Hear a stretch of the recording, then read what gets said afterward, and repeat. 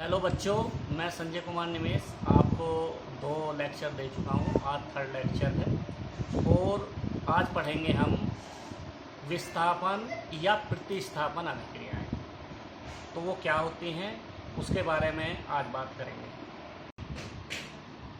बच्चों, आज जो हमें अभिक्रिया है विस्थापन या प्रतिस्थापन अभिक्रियाएं, तो बोर्ड एग्जाम में आपको या तो वो कहेगा विस्थापन या प्रतिस्थापन अभिक्रिया, और इसको अंग्रेजी में बोलते हैं डिस्प्लेसमेंट रिएक्शंस। तो कभी कभी बोर्ड एग्ज़ाम में करता क्या है, बोर्ड एग्ज़ाम में पेपर ऐसा सेट होकर आ जाता है कि जो डिस्प्लेसमेंट रिएक्शन है वो अंग्रेजी का नाम हिंदी में लिख के दे देता है। तो बच्चों ये भी ध्यान रखना कि विस्थापन या प्रतिस्थापन अभिक्रियाओं को डिस्प्लेसमेंट अभिक्रियाएं भी कहते हैं। तो जब बोर्ड का पेपर टफ बनाया जाता है तो इन चीज़ों पर ध्यान दिया जाता है। तो क्या होते हैं इसकी बात करते हैं। कोई एक अभिक्रिया है, मान के चलो A plus B C arrow AC plus. तो बच्चों क्या है इस अभिक्रिया में, इस अभिक्रिया में ये होता है जो मोर रिएक्टिव एलिमेंट होते हैं, मोर रिएक्टिव एलिमेंट होते हैं वो रिप्लेस कर देते हैं लेस रिएक्टिव एलिमेंट।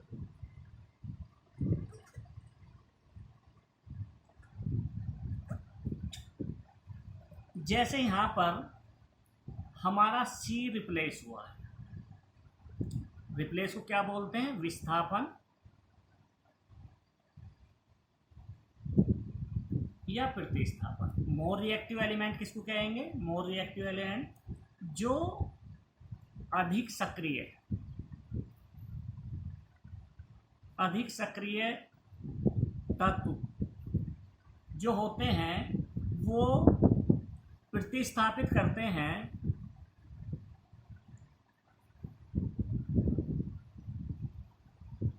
स्थापित या प्रतिस्थापन, जिसको हम कहते हैं रिप्लेस,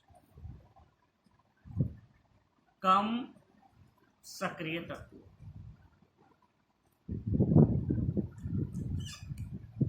ऐसी अभिक्रियाएं जो अधिक सक्रिय तत्व जो होते हैं उनमें से कम सक्रिय वाले तत्व को रिप्लेसमेंट कर देते हैं या प्रतिस्थापन कर देते हैं। प्रतिस्थापन या विस्थापन का मतलब है उस तत्व को अलग कर देना। तो ऐसी अभिक्रियाएं होती हैं विस्थापन या प्रतिस्थापन अभिक्रिया। एग्जाम्पल,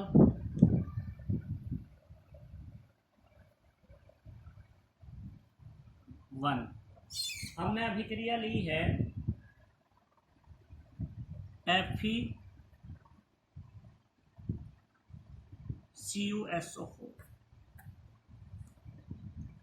तो बच्चों Fe यहाँ सॉलिड है और कॉपर सल्फेट एक्वस है।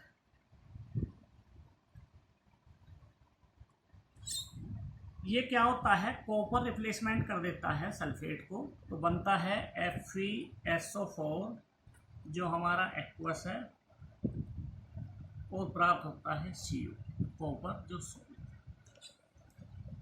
तो हमारा यहाँ पर देख रहे हैं कि हमारा रिप्लेसमेंट जो हुआ है कॉपर का हुआ है, किसके द्वारा, Fe के द्वारा। तो Fe जो है जिसको हम बोलते हैं आयरन, इसको बोलते हैं हम आयरन, कॉपर को कॉपर, या इसको बोलते हैं तांबा। तो बच्चों क्या होता है, मोस्ट रिएक्टिव जो है हमारा कॉपर है Fe की अपेक्षा, क्योंकि ये हमारी जो रिएक्टिव सीरीज होती है, सक्रिय सीरीज होती है, उसमें ऊपर है, इसलिए ये कॉपर इसको रिप्लेस कर देता है, तो बनता है FeSO4 प्लस कॉपर। तो इस तरह से बच्चों हम देखते हैं तो हम देख रहे थे Fe मोर रिएक्टिव है, अधिक सक्रिय है, और कॉपर हमारा कम सक्रिय।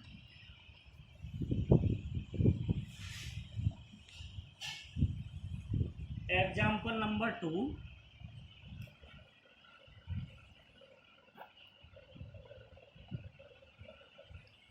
जिंक हमारा सॉलिड है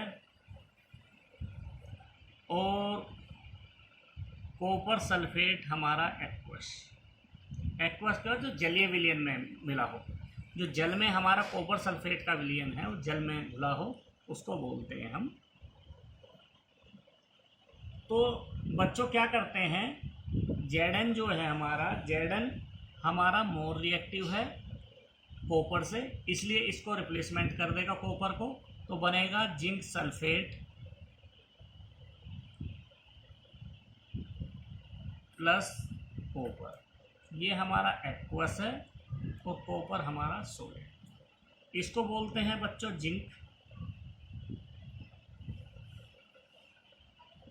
कॉपर सल्फेट। इसको बोलते हैं हम जिंक सल्फेट। ये है कॉपर। तो बच्चों इस तरह से हम एक एग्जाम्पल और लेंगे, 3 Fe प्लस H2SO4। ये हमारा सॉलिड है, ये एक्वस है।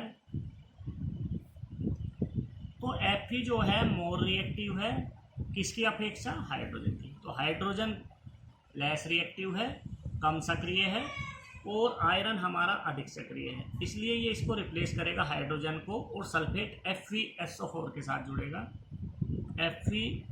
FeSO4 जो हमारा एक्वस है,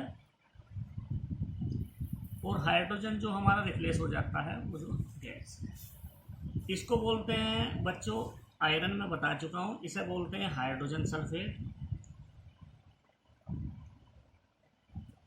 हाइड्रोजन सल्फेट। इसको बोलते हैं हम आयरन सल्फेट,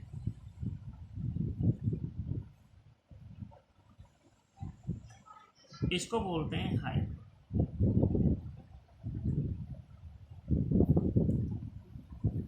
बच्चों अभी हम देख रहे हैं कि जो डिस्प्लेसमेंट हो रहा है या रिप्लेसमेंट हो रहा है वो कैसे कैसे हो रहा है, हमें कैसे जानकारी होगी, या कौन सी सीरीज है वो रिएक्टिव सीरीज कौन सी है उसको लिखना चाहेंगे हम, तो उसको लिखेंगे हम रिएक्टिव सीरीज को। तो बच्चों हमारे जो रिएक्टिव सीरीज है या सक्रिय हमारी है, सबसे ऊपर होता है पोटेशियम, उसके बाद सोडियम, फिर होता है कैल्शियम, फिर होता है मैग्नीशियम, फिर होता है एल्युमिनियम, उसके बाद Zn, उसके बाद Fe, उसके बाद Pb, हाइड्रोजन, इसके बाद Cu, Hg, Au, Ag, Au, Pd। तो बच्चों इसको हम बोलते हैं, इसको potassium, sodium, calcium, magnesium, aluminium, zinc, iron, lead, hydrogen, copper, Hg, Ag, Au, At, चांदी, सोना और प्लेटिनम। तो इस तरह से बच्चों ये जो हमारा हाइड्रोजन है, जो ध्यान देने वाली बात है, ये हाइड्रोजन जो हाइड्रोजन से ऊपर है वो मोस्ट रिएक्टिव हैं, अधिक सक्रिय हैं, और हाइड्रोजन से जो नीचे हैं वो कम सक्रिय हैं। तो हम देखते हैं ऊपर से नीचे के तरफ आने पर, ऊपर से नीचे की तरफ आने पर रिएक्टिविटी सक्रियता घटती है। अर्थात पोटेशियम जो हमारा है वो मैक्सिमम रिएक्टिविटी प्रदर्शित करेगा और जो प्लेटिनियम है वो लेस रिएक्टिव। तो बच्चों हमें यही देखना था कि इसमें हाइड्रोजन से ऊपर कौन सा है और नीचे कौन सा है।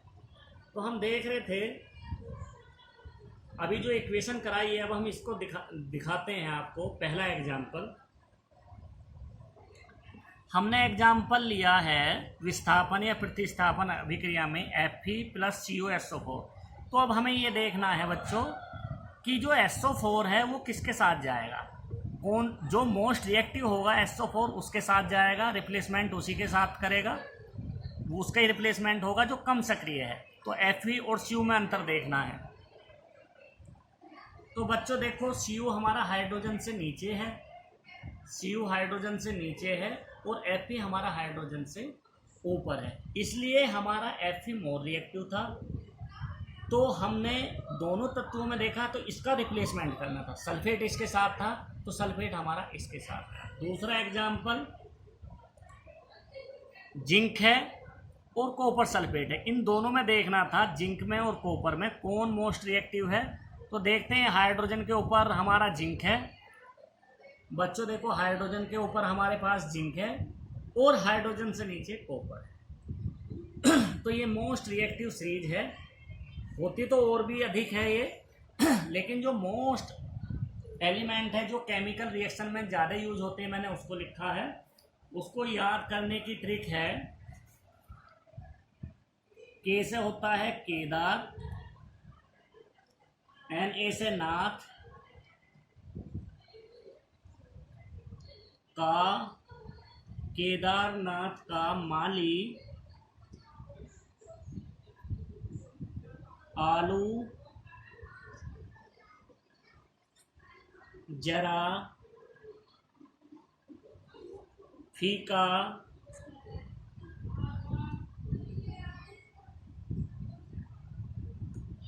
पकाता है।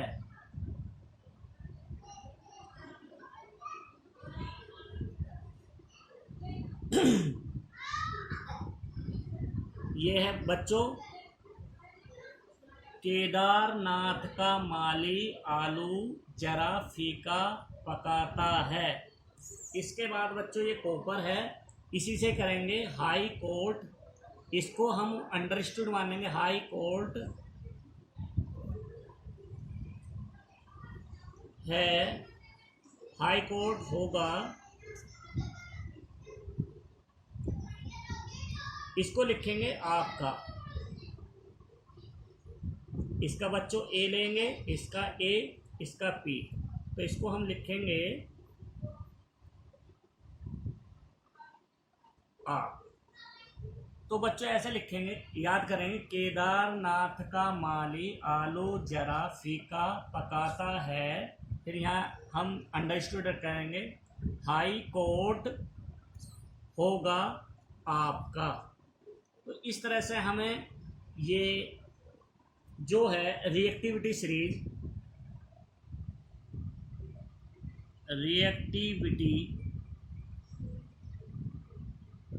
सीरीज याद करनी है बच्चों आपको, और ये आपको अपनी कॉपी में भी लिखनी है। अब दूसरा हम अभिक्रिया ले रहे हैं, दूसरी अभिक्रिया पढ़ेंगे द्विविस्थापन अभिक्रियाएं। नेक्स्ट अभिक्रिया है बच्चों द्विविस्थापन या द्विव प्रतिस्थापन अभिक्रियाएं, जिसको हम बोलते हैं डबल डिस्प्लेसमेंट रिएक्शन। इसमें क्या होता है बच्चों, इस अभिक्रिया में म्यूचुअल एक्सचेंज होता है आयंस का। किस किस के बीच में होता है, बिटवीन टू कंपाउंड।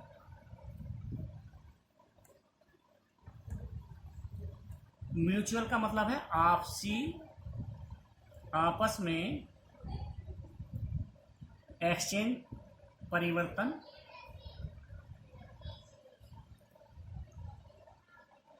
आयंस का दो यौगिकों, तो आपस में परिवर्तन जो होना है आयनों का वो दो यौगिकों के मध्य होना है। आयन किसे कहते हैं बच्चों? आयन उसे कहते हैं, आयन मुख्यतः दो प्रकार के होते हैं। आयन्स जो होते हैं दो प्रकार के होते हैं। एक आयन्स होते हैं धनात्मक, एक होते हैं ऋणात्मक। जिस परमाणु के या एलिमेंट के ऊपर पॉजिटिव चार्ज होता है, चार्ज मतलब बच्चों आवेश, जिस एलिमेंट के ऊपर पॉजिटिव लिखा हो तो उसको बोलते हैं हम धनात्मक आयन। इस प्रकार जिस हमारे तत्व पर नेगेटिव लिखा हो अर्थात नेगेटिव चार्ज हो या आवेश हो उसको बोलते हैं हम ऋणात्मक आयन।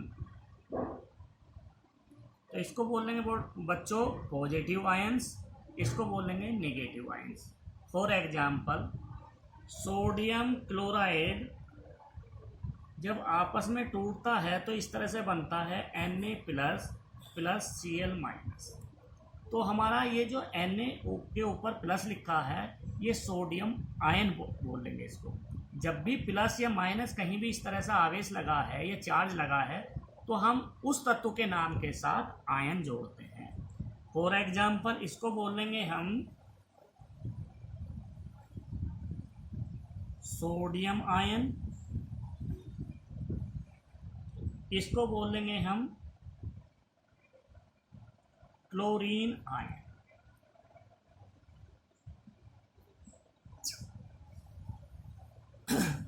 इसको हम बोलते हैं धनात्मक आयन क्योंकि इस पर पॉजिटिव चार्ज है, और इसको बोलेंगे हम नेगेटिव आयन क्योंकि इस पर नेगेटिव चार्ज है। तो इस तरह से हमें बच्चों इसमें पढ़ना है। आयन आपको बता दिए हैं क्या इसमें होने जा रहा है, म्यूचुअल परिवर्तन होने जा रहा है किसका? आयनों का। तो पहले हम जो भी समीकरण दिए है उसका रिप्लेसमेंट जो भी करेंगे वो आयनों के आधार पर करेंगे। जो पहले वाले में करा है हमने कोई तत्व या यौगिक के आधार पर रिप्लेसमेंट करा था या किसी तत्व के आधार पर, यहाँ आयनों के आधार पर रिप्लेसमेंट होगा। तो एग्जाम्पल लेते हैं बच्चों, पहला इस तरह से रिप्लेसमेंट होगा। कोई समीकरण AB+CD है, जो रिप्लेसमेंट करा है वो A के साथ हुआ है और यहाँ B D के साथ हुआ, तो बनेगा AC+BD। अब हम एग्जाम्पल लेते हैं फर्स्ट।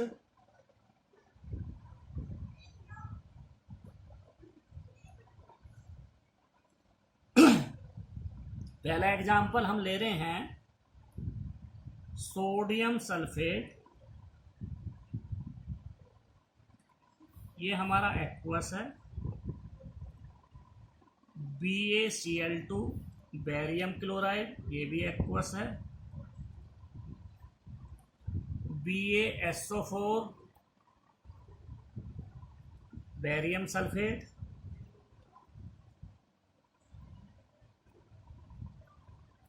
और हमारा बनेगा फिर सोडियम क्लोराइड एक्वस।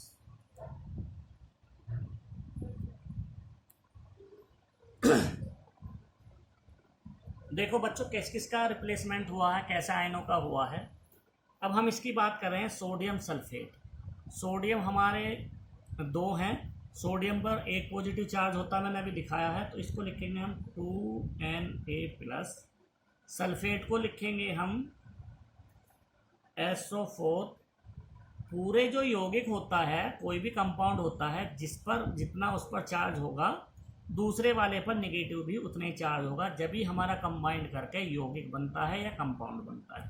तो इस पर 2 प्लस है, मतलब सोडियम के 2 थे तो 2 से मल्टीप्लिकेशन करके 2 प्लस साइन आएगा, इस पर 2 नेगेटिव। इसी प्रकार बच्चों बेरियम पर 2 प्लस है, क्लोरीन पर 2Cl माइनस है। Cl पर एक नेगेटिव चार्ज होता है, 2 हैं तो 2 पहले लिखेंगे। इसी तरह से इस पर Ba पर 2 प्लस चार्ज है और सल्फेट पर 2 माइनस चार्ज। यहाँ देखेंगे सोडियम पर 2 सोडियम पर प्लस चार्ज है, 2 क्लोरीन पर। तो ये बच्चों कैसे कैसे आयन हुए हैं इसको मैं अभी बताऊंगा आप लोगों को। देखो हमारा सोडियम जो है एक्सचेंज होकर किसके साथ आया है, क्लोरीन। तो हमारा जो चेंज हुआ है, और सल्फेट जो चेंज हुआ है, सल्फेट हुआ है बेरिलियम के साथ। तो बेरिलियम सल्फेट बनाए हैं एक्सचेंज होकर आयनों में, और यहाँ बना है सोडियम क्लोराइड। Na के भी 2 थे और Cl के भी 2, तो आपस में मिलकर बन गए हैं NaCl। इसको बोलेंगे बच्चों सोडियम सल्फेट।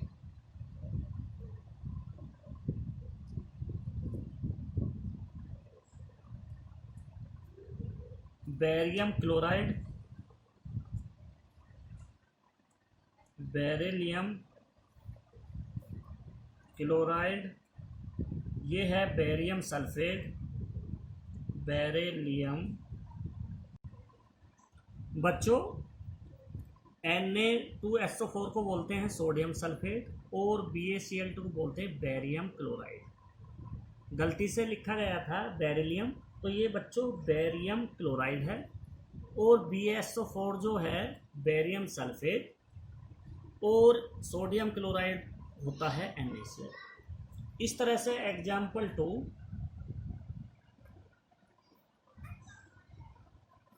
एक बात और ध्यान देना बच्चों, आपको ये आयन तोड़ने की आवश्यकता नहीं है, ये आपको समझाया है। आप डायरेक्ट टेबल इक्वेशन लिखना वहाँ एग्जाम टाइम में, ठीक है बच्चों, इस तरह से करना।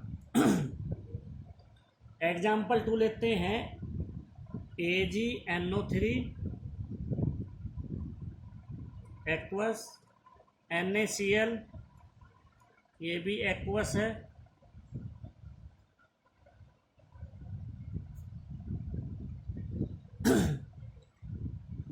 AgCl इसका प्रेसिपिटेट बनता है जिसे हम कहते हैं अवक्षेप। बेरियम सल्फेट का भी बनता है, जो हमारा जल में नीचे बैठ जाता है उसको अवक्षेप बोलते हैं। प्लस बनेगा sodium nitrate.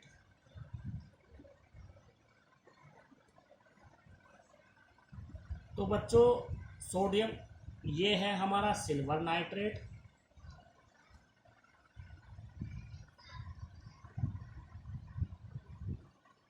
Sodium chloride,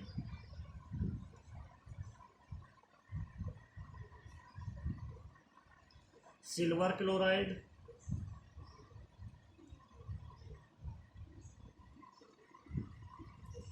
sodium nitrate, sodium nitrate, ये भी हमारा एक्वस है। तो बच्चों क्या है, इसमें भी हमारे आयन चेंज हुए हैं। Ag जो है हमारा Cl के साथ जाता है, Ag हमारा Cl के साथ एक्सचेंज हुआ है, और सोडियम नाइट्रेट हमारा सोडियम के साथ हुआ है। तो इस तरह से डबल डिस्प्लेसमेंट है। सोडियम और क्लोराइड का है पहला डिस्प्लेसमेंट, अर्थात द्विविस्थापन करने जा रहे हैं। एक विस्थापन हमने यहाँ दिखाया है, एक सोडियम के साथ नाइट्रेट है। तो इस तरह से बच्चों ये 2 हमने इक्वेशन बताई हैं आपको। एक बार रिएक्टिविटी सीरीज बताते हैं बच्चों, लास्ट में एक बार फिर रिएक्टिविटी सीरीज बताते हैं आपको। के को पोटेशियम, Na को सोडियम, Ca को कैल्शियम, Mg को मैग्नीशियम, Al को एल्यूमिनियम, ये Al है बच्चों। Zn को जिंक, Fe को आयरन या लोहा कहते हैं, Pb को लेड, H को हाइड्रोजन, Cu को कॉपर या तांबा, Hg मरकरी या पारा बोलते हैं, Ag सिल्वर,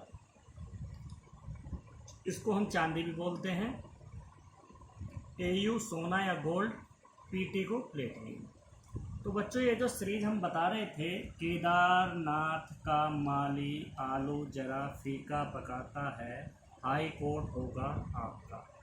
तो बच्चों ऊपर से जो नीचे हमारी सीरीज आती है वो कम सक्रियता अर्थात लीस्ट रिएक्टिविटी के अकॉर्डिंग आती है, अर्थात ऊपर से नीचे की तरफ रिएक्टिविटी घटती जाती है। परंतु यदि हम नीचे से ऊपर की तरफ चलेंगे तो अधिक सक्रिय वाले तत्व मिलेंगे, मैक्सिमम रिएक्टिविटी मिलेगी, अर्थात नीचे से ऊपर की तरफ के जो तत्व होंगे तो रिएक्टिविटी उनकी बढ़ती जाएगी। इस तरह से बच्चों आज हम ये लेक्चर समाप्त करते हैं। जो आपको बच्चों समझ नहीं आया है वो कमेंट्स बॉक्स में लिखना, और वीडियो को लाइक और शेयर एंड सब्सक्राइब करना ना भूलें। ठीक है, नेक्स्ट वीडियो के साथ मिलते हैं बच्चों आपको। ओके बच्चों।